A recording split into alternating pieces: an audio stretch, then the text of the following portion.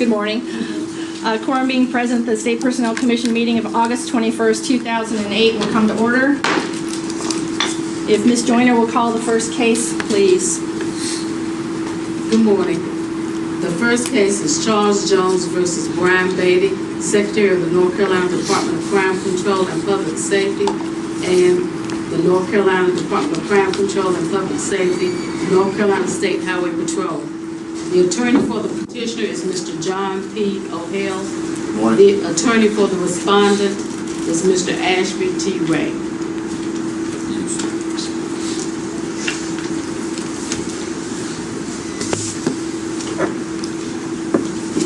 Each party has 10 minutes in which to present their case. If you would like to reserve a portion of that time for rebuttal, please indicate. I would like to reserve 2 minutes for rebuttal, if I may. 1 minute for rebuttal.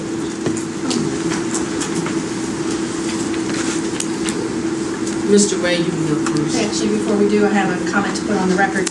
Commissioner Peden does have a working business relationship excuse me, with counsel for the petitioner, John O'Hale. Sorry, my throat. But states that he can be fair and impartial and has not acquired any information outside the record. And I presume you don't have any objections? If he thinks he can be fair, then I certainly trust him in that assertion. Any further comments, Commissioner? No, I can be fair. And also, like noted for the record, that Commissioner Bailey has recused herself on this particular matter. Now you can proceed. Thank you, Madam Chair, members of the Commission. I'll be as brief as I can, but you should in no way mistake my brevity for lack of conviction on the part of the respondent, North Carolina State Highway Patrol, and Secretary Beatty. There are really two issues that the petitioner has raised in this case. The first is whether or not the respondent had just cause to dismiss him, and the second is whether or not his due process rights were violated, and I'll address each one of those briefly. Starting with the due process, they've alleged that politics got into this and that the petitioner was not afforded all of his due process rights. Politics did get involved in this because it was a very sensitive case that inflamed a lot of people when they saw what petitioner did as depicted on Respondents Exhibit 1 and 2 in the videotape. However, any bias or improper action was cured on several levels. The first was after the recommendation to dismiss was made, Secretary Beatty, the Secretary of Crime Control, testified that he received the entire file, and he reviewed that file, and he read it, and he made his own decision. The governor never ordered him to fire anybody. He was never ordered by anybody to fire the petitioner. He made his own decision to do that. So any sort of bias that had happened to that point was cured by the Secretary's independent review and determination. Secondly, under Loudermill, all that's required for due process is notice and opportunity to be heard. And any additional harm due process was cured by his process in the Office of Administrative Hearings. Related also to the due process argument, the administrative law judge cited the Bishop case. My argument is that he's misapplied that, and Bishop very clearly states that if there is a violation of due process, such as making a determination that someone is to be terminated before they're even granted a pre-dismissal conference, the remedy for that is not reinstatement, but merely back pay up until the time at which the due process was afforded. In this case, that would have been the Secretary's independent review. Or, worst case scenario, during the Office of Administrative Hearing, reinstatement is not the proper remedy for any sort of procedural due process violation that he may have incurred. Secondly, turning to the just cause, under Carroll, North Carolina Supreme Court has said that there are basically two prongs that you have to prove in a just cause case. First, did the petitioner do what he's accused of doing? And secondly, do those actions rise to a level of just cause? Well, there's no dispute that he did what he's accused of doing. We've seen it on videotape. The videotape is a part of the record. If you haven't watched it, I encourage you to watch it and watch it closely, both Respondents Exhibits 1 and 2. So that is a non-issue. He did what he did. The second issue, which is where the rubber meets the road here, is whether or not his actions rise to the level of just cause. It's important to note a couple of things. First, he was terminated for unbecoming conduct. Unbecoming conduct, as defined by Highway Patrol policy, states that members shall conduct themselves at all times, both on duty and off duty, in such a manner as to reflect most favorably upon the Highway Patrol and in keeping with the high standards of professional law enforcement. Unbecoming conduct shall include any conduct which tends to bring the patrol into disrepute or which reflects discredit upon any members of the patrol, or which tends to impair the operation and efficiency of the patrol, or a member which violates patrol policy. Petitioner's actions speak for themselves. The videotape is clear. His actions on the day in question, he was working with his K-9, couldn't get Rico to release, attempted several methods to get him to release, and finally took him out on the loading dock, suspended him up with the lead, still wouldn't release, directed him off the loading dock, slung the lead over the railing of the loading dock, pulled him up and down a couple times until he made sure that Rico's feet were touching the ground, and we don't argue that Rico's feet were not on the ground when he was tied off. He then tied the lead around the railing and secured it, and he jumped down. And he kicked Rico not once, not twice, but 5 times. And I encourage you to go back and watch the videotape. And when you watch it, remember this. It was not filmed with a high-quality video camera. It was not filmed with sensitive microphones. It was filmed with a cell phone held from 15 to 20 feet away.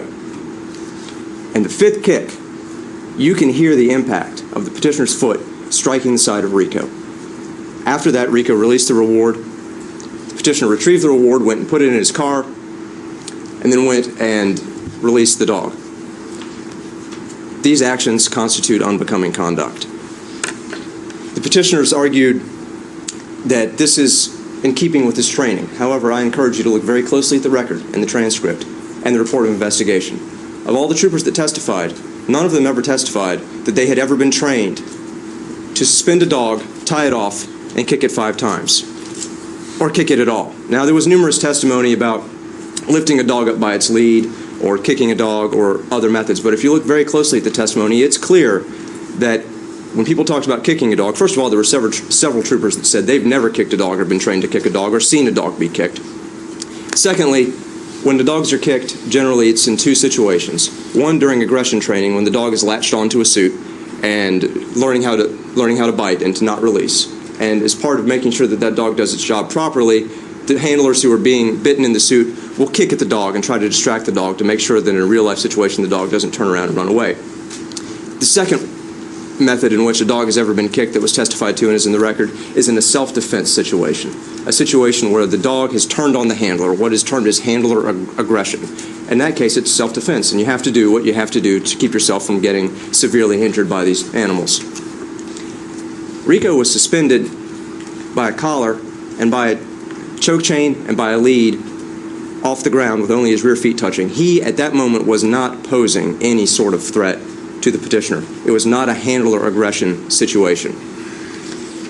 The more serious the aberrant behavior on the part of the K-9, the more serious the discipline needs to be. The petitioner made a lot of argument about the fact that there's no written policy that says that you can't do what petitioner did. And that's right, there is no specific written policy that says that, but I would direct your attention to Respondent's Exhibit 9, which talks about punishment, and it says that negative reinforcement or punishment should be mentioned at this point. Just as animals learn to continue behavior that is rewarded, so they learn to inhibit behavior that is punished.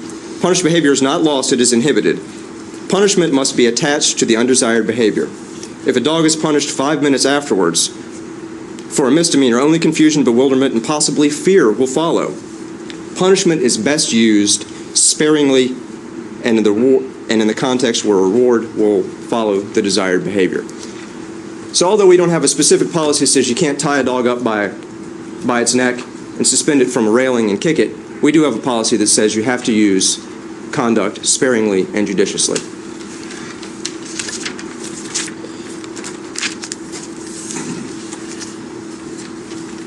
And I'll go ahead and sum up and reserve the rest of my time for rebuttal. But if you look at the videotape, the question you have to ask yourself is, were the petitioner's actions sufficient so that the respondent could reasonably conclude that they had just cause to believe that his actions were unbecoming conduct, warranting dismissal from the Highway Patrol? The respondent strongly asserts that they were, and I'll be happy to answer any questions you may have.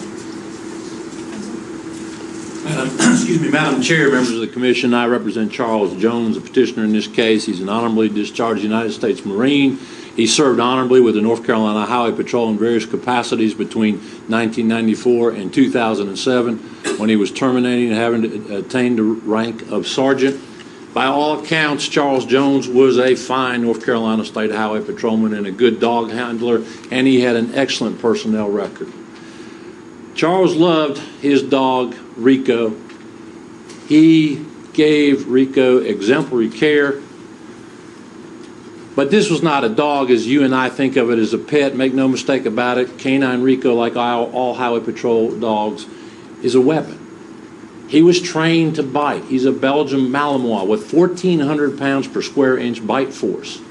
The Highway Patrol training manual and their Highway Patrol use of force forms says a dog is a weapon. It's characterized as a weapon right behind shotguns and pistols.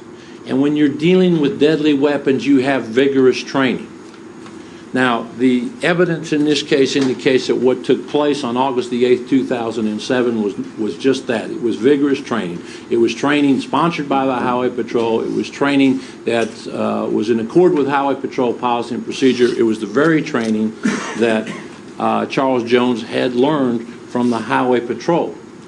The evidence in this case from all the people who testified indicates that there was no intent on the part of Charles Jones to abuse or to injure Canine Rico in any manner. The Highway Patrol policy manual, as it deals with training canines, which was authored by Captain Caslow, says this: the foundation of a successful career is captured in two simple words: obedience and control. Without this phase of training, you will fail. You must seek to gain control early in your canine training and maintain a high level throughout your career with the canine. You must rule with an iron fist. Be constantly observant of any deficiency, and remember that obedience problems should be dissolved immediately. If not handled properly, the problems will spread at a rapid pace into every phase of the training. This was the training that the Highway Patrol canine handlers, including Charles Jones, received. And why is that? Why do they have such a policy? Because these dogs are weapons. They're trained to bite, and they can inflict deadly wounds, be it a suspect, an innocent bystander, a child. When that dog is told to release, they've got to release. And they've got to release because they don't injure people, so that there's not liability to the state of North Carolina, and also because these dogs are drug dogs. They are trained to sniff out cocaine, methamphetamines, heroin, and if they were to ingest a controlled substance, it would be death to the dog. And that's why we have this kind of training. And members of the commission, if you read the transcript, which is over 700 pages, you will find that this is acceptable training in the Highway Patrol. Helicoptering a dog, which is described by the various canine handlers as taking a dog on a lead, swinging it over their head. Choke out, which is actually choking a dog out until it either is on the verge of passing out or passes out to gain compliance. Throwing heavy objects, bottles filled with rocks. The recall technique, which several troopers testified is a technique that when the dogs are trained to stop and return, they tie them up to a rope on a predetermined parachute lead. They go a certain distance, and when the trainer says stop, the dog is jerked back and many times flips over into the air. Why is this done? To teach compliance, immediate compliance. An alpha role was described by several of the people who testified, which is the handler grabbing a hold of the dog, throwing him on the ground to secure dominance, teaching the dogs that the trainer is the dominant person, kicking and whipping dogs. All this was testified to by 14 North Carolina Highway Patrolmen as acceptable training, which they were trained to do. The bottom line was they were taught to do what was necessary to control their dog. And if you do look at the video, it's 13 seconds long. It took place on August the 8th, 2007. Look at Canine Rico. He is wagging his tail. His head follows Charles Jones, his teammate, when this training was going on. And when Rico complied, it immediately stopped, and Rico was taken down and put up. When this was reported to the Highway Patrol, it was not a concern. The chain of command suggested, well, perhaps we need to take Rico to a veterinarian. No, that's not necessary. He's fine. This only became a problem when a reporter contacted Trooper Herndon and said, I understand there's a video out there. Mr. Herndon became concerned, and he reported this, and this went to Internal Affairs. Captain Caslow, the man who viewed the videotape and who wrote the Highway Patrol Canine Training Manual, characterizes as a less serious personnel violation. which was punishable by a maximum of 3 days off without pay. That's what Charles Jones was served with on August the 30th, a Thursday night. The next day, August the 31st, 2007, things changed. And why did they change? They changed because politics became involved. Now, politics isn't everything. It's in personal relationships, marriage, church bureaucracy, corporate America, the highway patrol, government. We all deal with politics. But in this case, because of politics, there was a rush to judgment. Because this came at a bad time for the highway patrol. There were 2 troopers in Orange and Wake counties who had personnel problems, and this came on the heels of the Michael Vick case. On Friday, August the 31st, Captain Caslow from Internal Affairs, Lieutenant Clendenin, who's the public information officer, ended up in the governor's office. And he talked with Reuben Young, counsel, Franklin Freeman, advisor, Renee Hoffman, Ms. Johnson in the press office. And in fact, when we had the hearing, it was stipulated that on August the 31st, Governor Easley decided that Charles Jones, the petitioner, should be dismissed from the Highway Patrol. The governor's belief was then communicated to the following members of the staff: Reuben Young, Franklin Freeman, Renee Hoffman, Sherry Johnson. Reuben Young, Franklin Freeman, Renee Hoffman, and Sherry Johnson communicated this belief on that day to Secretary Brian Beatty. And Sherry Johnson and Renee Hoffman told Lieutenant Clendenin. And why is that important? Because on that very day, Colonel Clay and Secretary Beatty, in the company of a retired lieutenant from the Highway Patrol, Mr. Maness, are going to an event at the coast. And the phone starts ringing. And Lieutenant Maness, retired Lieutenant Maness, testified that Secretary Beatty said they want him gone by the end of the day or the end of the business day. And between Thursday night and Friday morning, after only being served with a complaint that alleged a less serious personnel violation, Charles Jones was sent home, never to return to the Highway Patrol. He was put on an administrative leave. And as Captain Briggs testified at the hearing, I mean, I've done my fair share of investigations, but I've never seen an investigation turn this quickly. And frankly, I've been given more time to investigate patrol car collisions in parking lots that have been on this. It seemed to be affecting the man's welfare. Now, politics did get involved in this, and it was a political decision. It wasn't based upon the training that the canine handlers received in the Highway Patrol. And this is further evidenced by the fact that Lieutenant Clendenin was quoted in the press before any hearing was held, pre-dismissal hearing, that what Charles Jones had done was wrong and unacceptable. On Wednesday night, the decision was made to terminate Mr. Jones, and a pre-dismissal conference was set first for Friday. Secretary Beatty calls not his lawyers, but the governor's lawyers to get an opinion whether the case can be continued till Saturday. On Saturday, before the pre-dismissal conference is even held, the Highway Patrol, through Lieutenant Clendenin, is sending an email statewide, reprinting a News and Observer article saying that Mr. Jones has already been fired from the Highway Patrol. Now, the motive in this case to terminate Mr. Jones may have been pure, but the method was bad. And the method was bad because no one took the time to do a reasoned investigation and find out what is it that we're teaching these highway patrolmen. How is it they are trained to deal with these dogs? We know now, after 3 days of testimony and all the dog handlers who testified, that what Charles Jones did was in accordance with the training that he received from the Highway Patrol. That Charles Jones was regarded as to be a first-class dog handler and dog trainer and well regarded in the Highway Patrol. All right, let me just, I'll go into my rebuttal time, and thank you, ma'am, for bringing that to my attention. The whole purpose of the State Personnel Commission, as I understand the law, is to insulate career state employees from political decisions.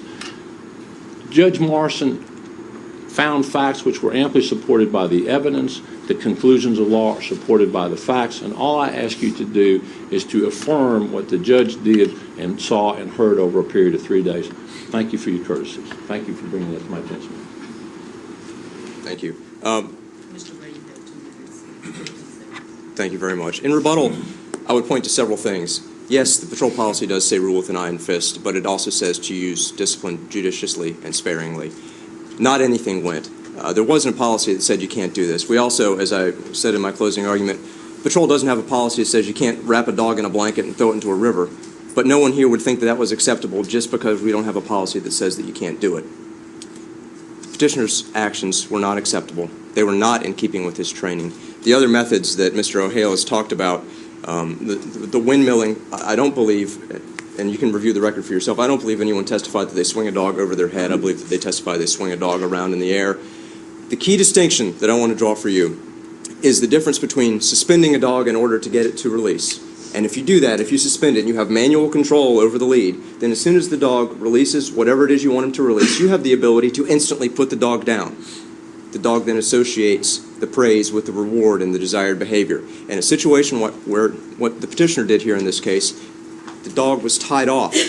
There wasn't the ability to instantly let the dog down. Should the dog come into any sort of distress, you wouldn't have had the ability to get the dog down immediately. And secondly, once the dog released the reward, he was not able to instantly release the dog. He was then placed in a position where, best case scenario, he had to walk all the way around, and if you look at the photographs, all the way around the loading dock and up a ramp to release him. Not what he was trained to do, not consistent with his training, not acceptable personal conduct. That would be all that I have, unless there are questions from the Commission. Questions from the Commissioner? Commissioner Shalley? Yeah, I have several. If anybody else jump in, please. Mr. Ray and I believe Mr. O'Hale also brought this to our attention, and it was in the record. Is it not true that prior to or directly after the incident that Trooper Jones's immediate supervisors thought that this was a less serious violation that probably should not result in termination? It is. And if I may answer that more than a yes or no question, Captain Castelo, who was the Director of Internal Affairs at the time, it was sent to him for a determination on whether it was less serious or more than serious. At the time, the only thing that he was presented with was just the first videotape. He didn't have any interviews. He didn't have the second videotape, which then showed Rico being left suspended there for a period of time. In his words, he thought that it was excessive and improper, but probably not rising to the level of being a serious personal conduct. It was only after the second video was viewed and the interviews were viewed and considered that it was clear that it was more than what it appeared to be at first glance. So there's two videos? There's two videos. The first is of the petitioner seen tying off the lead, jumping down, and kicking the dog 5 times. The second video is immediately after that. They're about 13 or 14 seconds each. Immediately after that, Trooper Both these Herndon... are in the record? They're both in the record, Respondents Exhibit 1 and 2. The second video is the petitioner bending down, picking up the reward, and then walking off camera.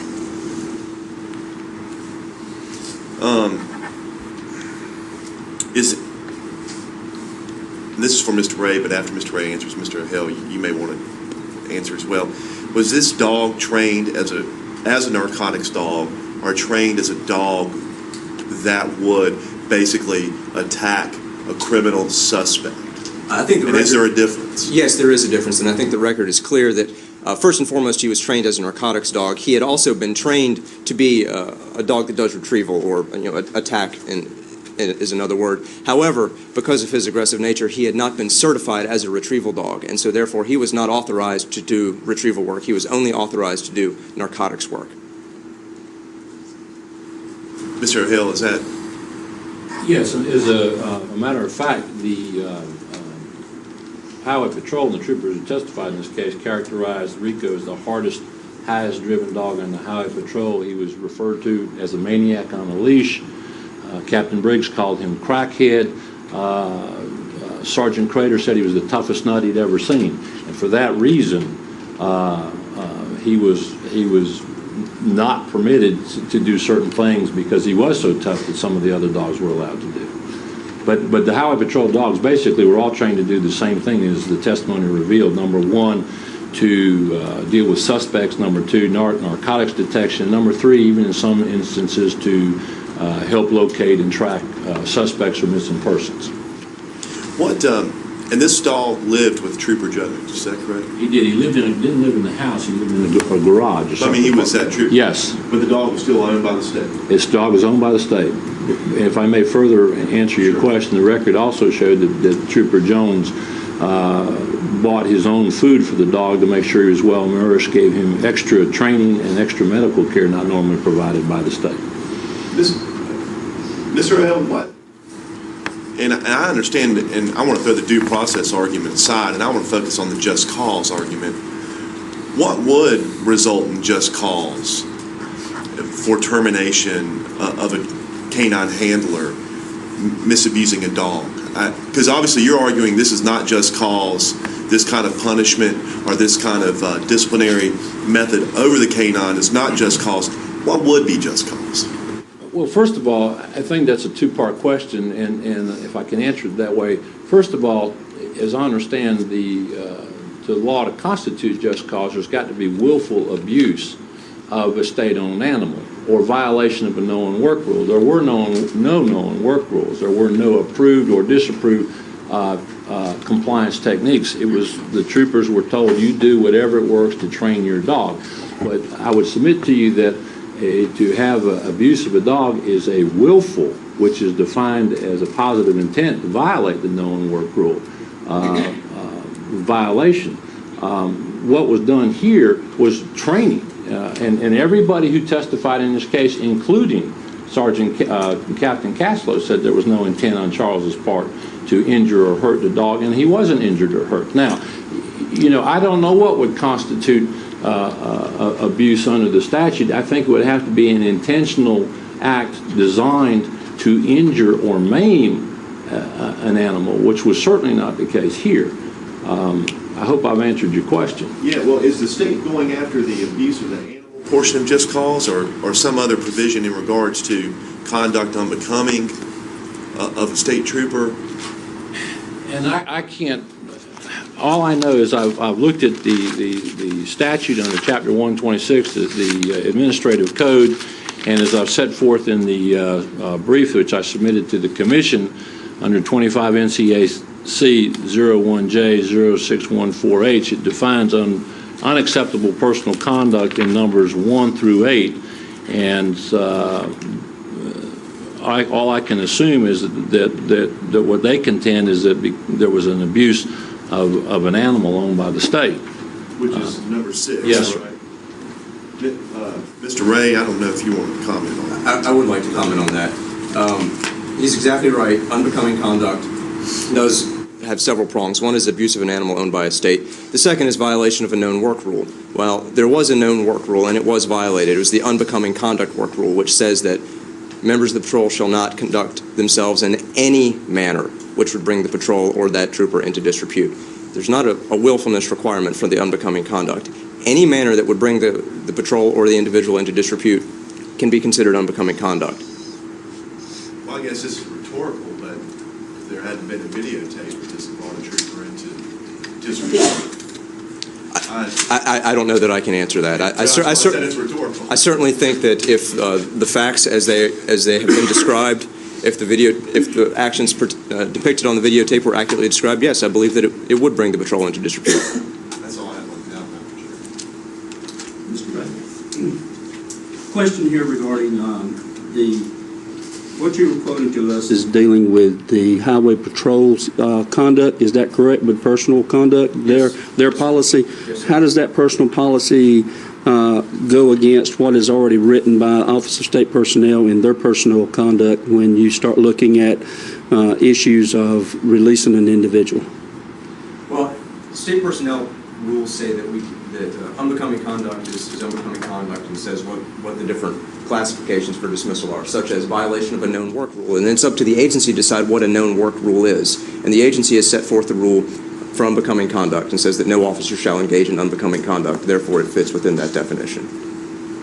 So then the first investigation by the first officer was that the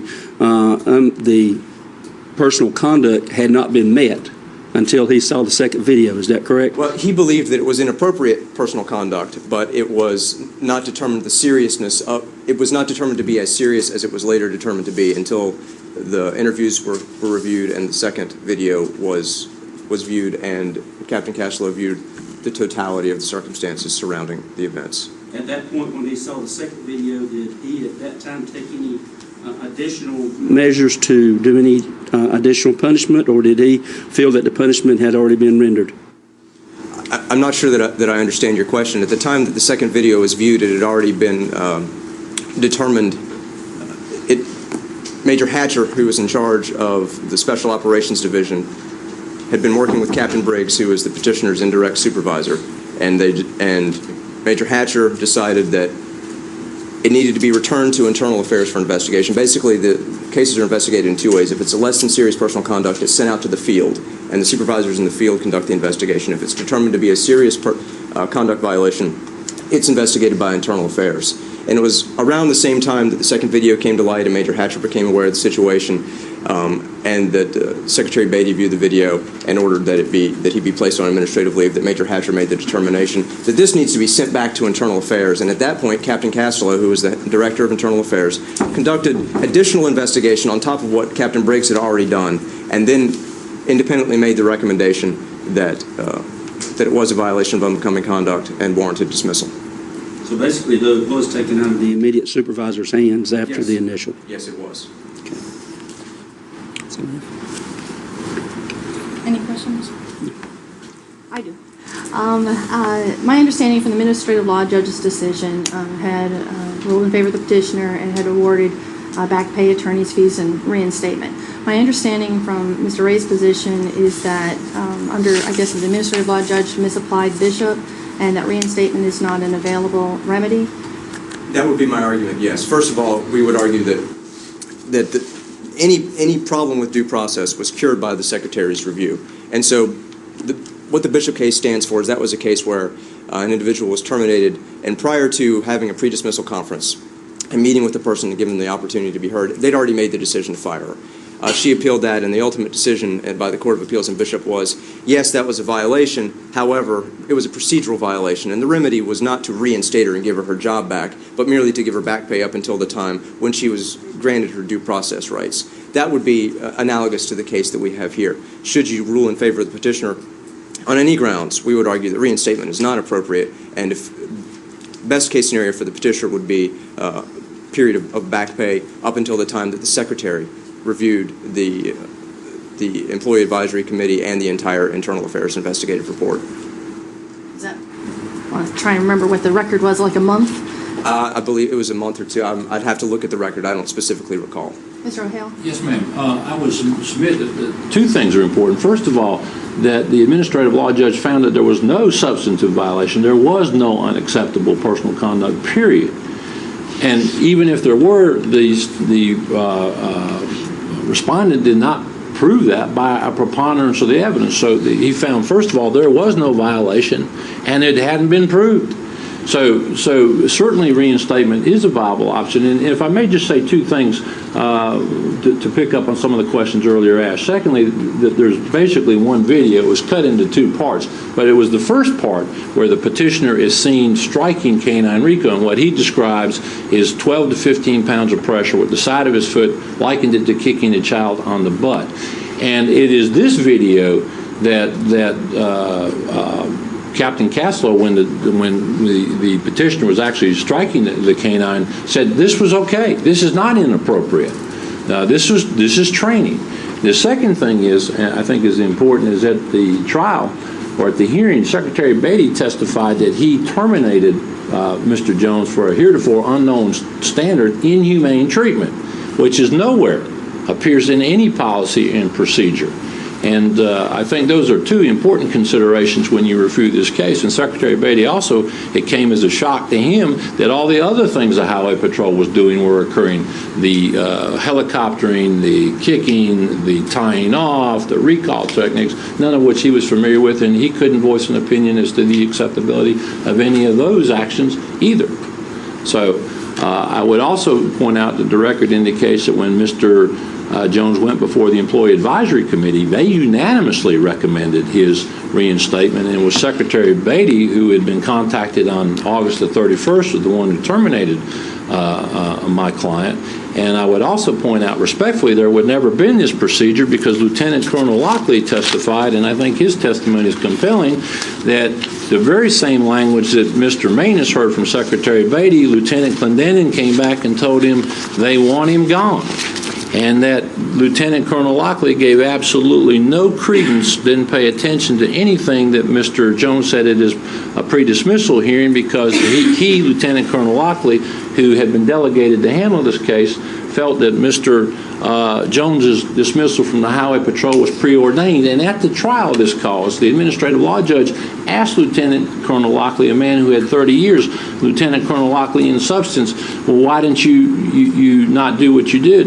And he said, if I had not fired Trooper Jones, they would have sent me home. And the administrative law judge said, what do you mean by that? I said, I would have been fired if I hadn't fired him. To follow up on a point that Commissioner Shatley had raised, sort of as a rhetorical question, I'm not exactly sure from the record. I think it may be, at least maybe implied as rhetorical, but Mr. O'Hale, if I could just quote from the Administrative Law Judge's decision on page 2, it says, petitioner superiors, realizing their dogs had been treated worse during training, wrote him up for a less serious personal conduct violation, which could have resulted in a written warning and or 3-day suspension without pay. And I went back through the record and was trying to determine, was there any evidence that was submitted? I mean, my understanding is when you write something and wrote that there would be some evidence of that. Was there anything in the record that would have reflected that initial, don't call it a decision, but an initial, I guess I'll call it a decision by his superiors? Well, I don't know that you call it a decision, ma'am. I think what the record supports is that Captain Caslow, the head of internal affairs, who was the man who was intimately familiar with dog training, wrote the manual when he first viewed this videotape, the tape where Sergeant Jones strikes Canine Rico. He wrote it up in the HP 307, which is the notice of personnel violation as a less serious personal violation punishable by a written warning or a maximum up to 3 days off. That's what Sergeant Jones was served with on Thursday, August the 30th. So the HP 307 is in the record? Yes, Do ma'am. you know what Exhibit number off the top of your head is? No, ma'am. Okay, that's fine. I can find it later.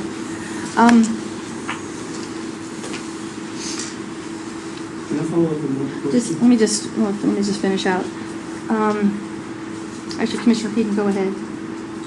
Have policies been rewritten since this has taken place? No, sir. At the time we went to hearing, the policies had not been rewritten. They were being reviewed at the time of the hearing.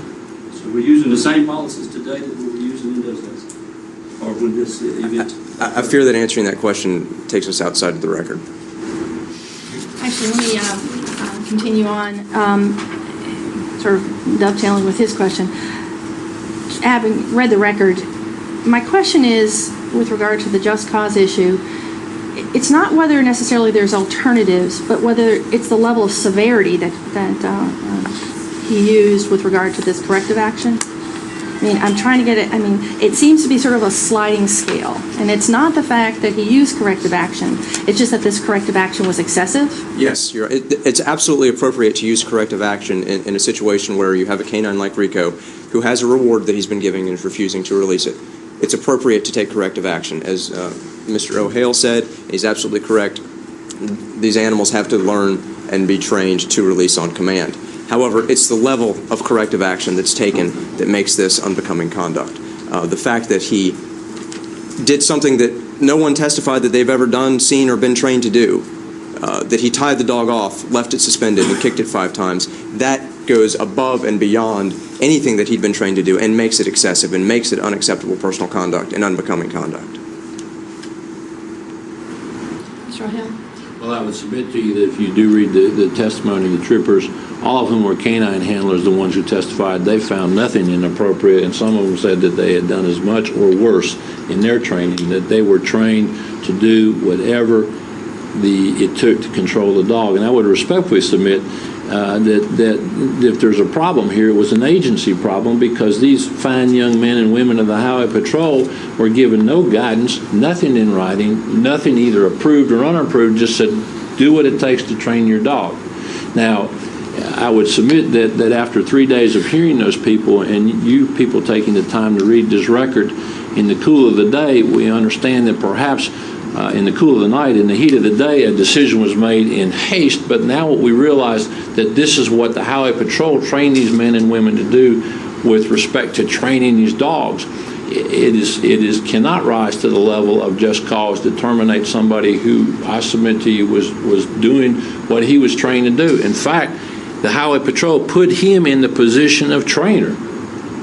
And as the record reflects, everyone who testified said that he was well regarded as a trainer, and the people got nothing but good training for him. He went out of his way to make sure that things were done what he felt was appropriately in accordance with Highway Patrol training. Now, if there's a problem here, it was an agency problem. It wasn't the problem of Mr. Jones or any of the dog handlers. Any further questions by the commission? Yeah, Mr. O'Hale, the just cause standard, though, isn't it not just simply a common sense standard? I think it may be unfair to blame it on the agency when just cause is basically defined as conduct for which no reasonable person should expect to receive a prior warning. I mean, is it not more of just a simple common sense standard that a professional should understand? Now, I'm not saying Trooper Jones violated that standard, but what I'm saying is, isn't it not something that an average professional should know that he should or she should not do this thing? If there's a benchmark that has been established, some criteria that has been laid out, then yes, I think you're right. The problem in the scenario that we have here, though, there was no benchmark. There was no criteria. And as I read to you from the canine manual, you are to use the rule with an iron fist. The people who trained Sergeant Jones testified we were taught to do whatever it takes to control the dog. So in this case, I don't think that there is what we would consider a standard that someone in a similar situation that he was in would know, because it didn't exist. And as I pointed out in my comments to Madam Chairman a few minutes ago, that even Secretary Beatty testified that the reason he terminated this man was for what he called inhumane treatment, something that appears nowhere. So, and that's why I say that it is impossible for a person to violate a known work rule or to intentionally abuse a state animal when there is no guidance or standard of what is right and what is wrong. Mr. Ray, do you want to address that? Yes, I would, and I would dovetail my comments to Mr. Hale's response to your question, as well as to Mr. Hale's response to yours, Madam Chair. Again, it is a level of reasonableness. It's a question of looking at a situation and deciding whether or not that action is appropriate. This is a situation where that action was not appropriate. If this training, if the petitioner's actions were in keeping with his training and were so consistent, then why did we have a situation where Trooper Herndon, who's been on the patrol for a number of years and had been a canine handler for a number of years, was so concerned by what he was watching that he felt the need to videotape it and show it to his superiors? That, in and of itself, demonstrates that the petitioner's actions were well above and beyond the accepted training practices for Highway Patrol canine handlers. May I respond to that? Briefly. All right, very briefly, and because I think it's the important, since Mr. Ray posed this question to you folks. Trooper Herndon said, I wasn't sure about this training. I had never seen it before. He never said that he thought it was wrong or unacceptable. What became a problem is when a newspaper reporter called Trooper Herndon, as the record demonstrates, and says, look, I understand there's this video out there, and I will protect you. I will keep your identity secret. I would like to know about it. That's when Trooper Herndon, to make sure that he's covered, contacted somebody. And as he testified, he didn't go up through his chain of command. So that's when this video surfaced. And as the question was posed earlier, had the media not gotten involved in this wouldn't have been a problem. Mr. O'Hale, you made a statement that Basically, the trainer needed to do whatever it took. I would assume that you would agree that there is a line by which, however, and I think the argument is whether it's common sense. I would like to at least say that I think maybe it'd be common sense and sort of the corrective actions, and that would be regular within the crime control as opposed to the general public. But I assume that you would agree that there is some boundaries by which corrective action must stay within. And your argument is that those, whatever it was, the standard that had been used, he was within that boundary? Yes, ma'am. First of all, I absolutely agree with it. There's got to be a line. But when you look at the record before you, and when you hear what was done, actually choking the dogs out, swinging them, and that's what. we don't need to go through Right. that. Absolutely. But that didn't cross the line. And if my client was doing what he, in good faith, believed was necessary to train his dog. But there's got to be a line. As Mr. Ray said, if you tied a dog up in a bag and threw it in the river, that would be an intentional effort to kill a dog, which did not occur. Thank you. Yes, ma'am. Any further questions by the commission? Thank you very much, Council. Thank you for hearing that. Thank you. What we are going to do is take a 5-minute break and assume that the media would like to break down.